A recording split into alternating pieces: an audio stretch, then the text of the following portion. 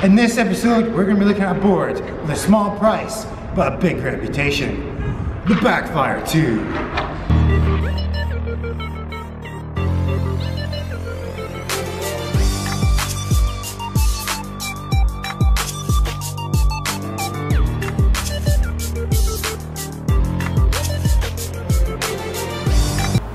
Alright, today we are going to be checking out the Backfire 2, latest version, straight from China. Now this is the version where they say they fixed the wobble issue with the wheels and it's got the latest battery. And this board has a big reputation, with other online viewers saying it's faster than a boosted board with a bigger range. And with that kind of reputation, I can't wait to open this up and see if the rumors are true. Alright, so let's see what we have inside this box.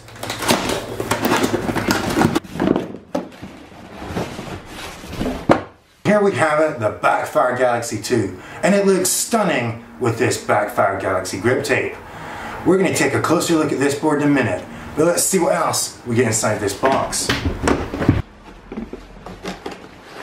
Alright, so we have another box down here. Open this up. So first off, we have the Backfire manual. That looks pretty decent. We'll take a closer look later. We have the remote. Feels like a nice trigger. Also, we'll take a look at that in a minute. What else do we have? We have one skate tool, pretty standard. We have a very standard looking charger with a UK plug. It looks like we have some extra bushings. Try those out too. That's pretty good. And a USB cable. We also have an extra set of polyurethane wheels. Top marks for Backfire.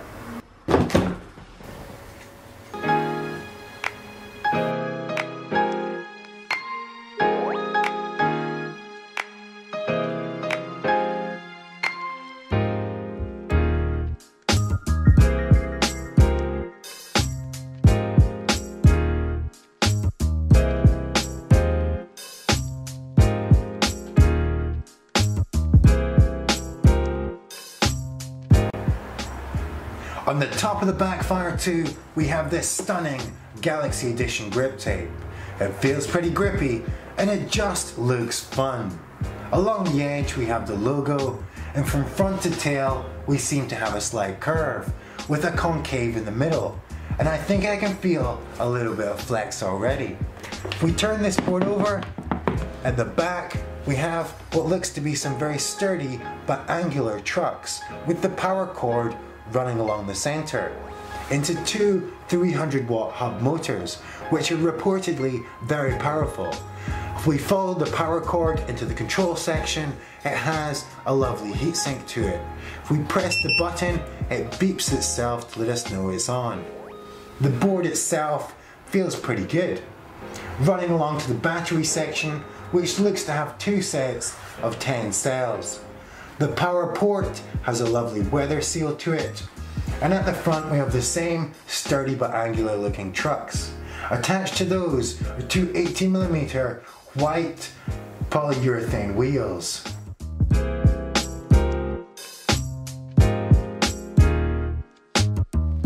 So this is the remote of the Backfire 2, and on the front here we have the on and off switch. We turn it on, next to that we have riding mode. We can see an LED has changed to indicate the new riding mode. At the top LEDs actually indicate the board charge, with the bottom LED indicating the remote charge. At the bottom here we have forward and back. And now this remote actually feels pretty good in the hand, as does the trigger. But we're going to reserve final comment for when we're actually riding this thing.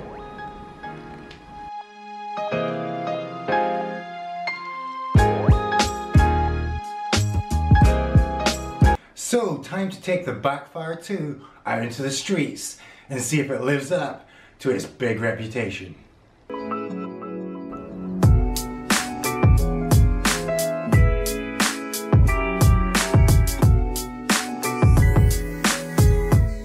we are in the street with the Backfire 2.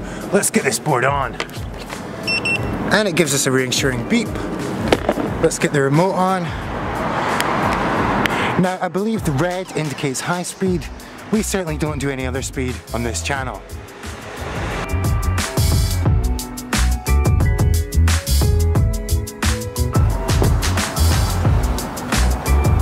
Now with these cheap boards that go high speeds, I've learned it's best to be cautious and wear a helmet. So as I'm putting that on, let's give this board a flex test.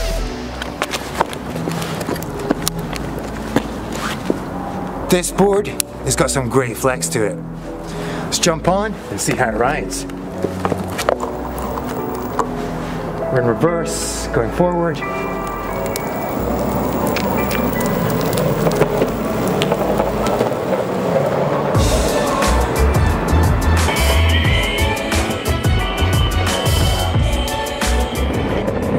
So to start with, this board feels pretty fast. I'm getting a good bit of acceleration as I take off.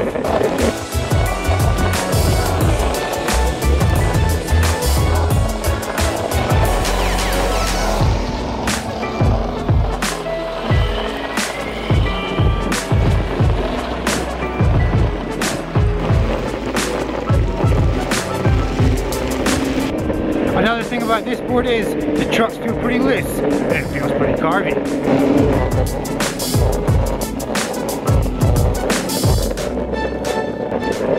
The next thing I notice is these hub motors seem to make quite a lot of noise.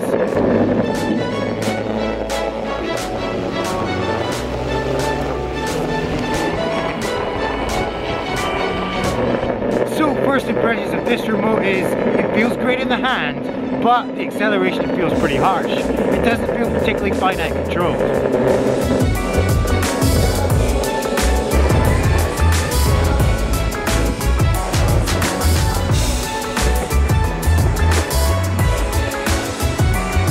I don't know where Backfire was saying they'd fixed the wheel vibration issue, because for me, it's not fixed at all.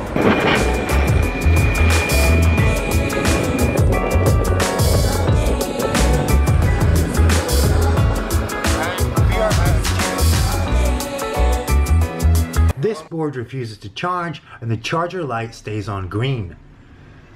Looks like the battery is broken. Luckily for Backfire, they sent us a second board, and this board seems to be charging. So we're going to take our second unit out and do our test with that.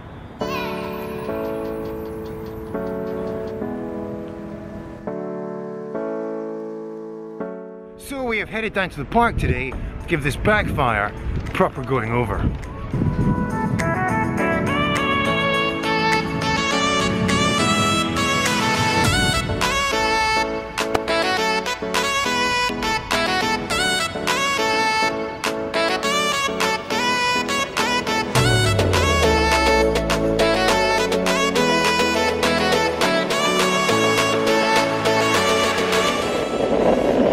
So we're just taking this steep hill in the Backfire 2 now, and it seems to be going up here with these. No problem with the hill climb on the Backfire 2. Better than the inboard, maybe the Meepo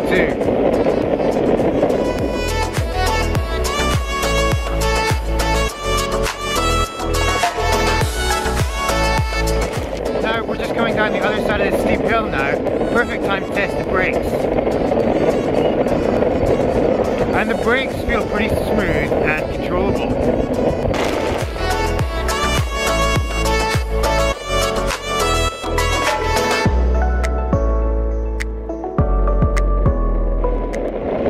I'm quite enjoying the power this board has to offer.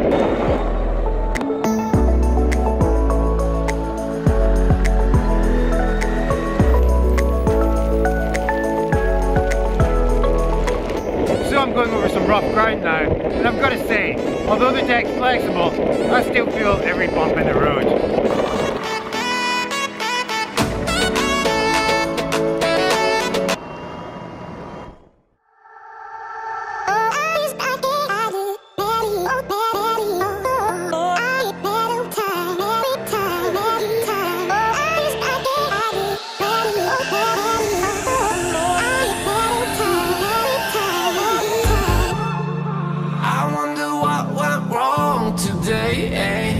Why do I feel like I linger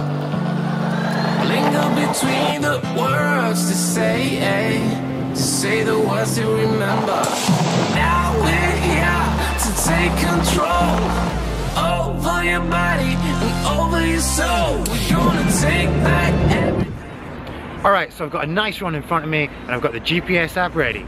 Let's give this board a high-speed test. Feel it in your legs, feel it on your fingertips, and feel it in your head. Just let your body go, just let your body go, just let your body go. And move to the rhythm.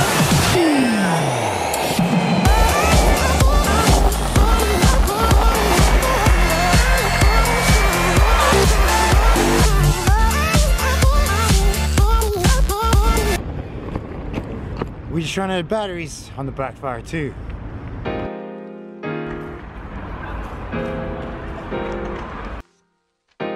First up, charge time. This board took about 2.5 hours to charge from empty. Next, range. This board has a similar range to the boosted board, about 7 miles. So the top speed of this board, we managed to get 21 miles out of this board. And the hill climb, it was pretty good. Better than the Meepoo and the inboard. One of the better hub motorboards we've seen. Moving on to the quality of this board, while this board does have a nice flex to it, I still feel every bump in the road. And the trucks and the remote, they feel a bit flimsy. I think this board is average quality. So you're all probably wondering, would I buy this board? Well, I have to say, for a budget of $400, there's very little else you could buy that gives this kind of speed and performance. So in conclusion, while this isn't the highest quality e-board on the market, for the price, it sure is hard to beat.